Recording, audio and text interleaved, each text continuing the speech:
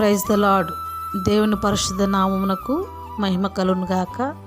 ఈరోజు దేవుని వాగ్దానం, నీకు సహాయము చేయవాడును నేనే. యెషయా గ్రంథము 41వ అధ్యాయము 10వ వచనం. క్రీస్తునందు ప్రియ సహోదరి సహోదరులకు నా హృదయపూర్వక వందనములు మరియు శుభములు తెలియజేయుచున్నాను. ప్రియ సహోదరి సహోదరులారా, ఈ శ్రేష్టమైన వాగ్దానము దేవుడు ఇశ్రాయేలును బలపరుస్తూ ధైర్యపరుస్తూ చెప్పుచున్నది.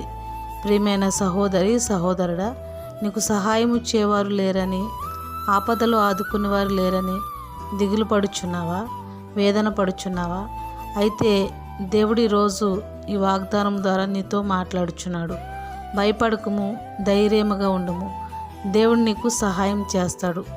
దేవుని యందు నమ్మకం ఉంచు, ఆయన యందు నిరీక్షణ కలిగి జీవించు. ఈ వాగ్దానం దేవుడి నీ పట్ల తప్పక నెరవేరుస్తాడు. ఆమేన్, ఆమేన్.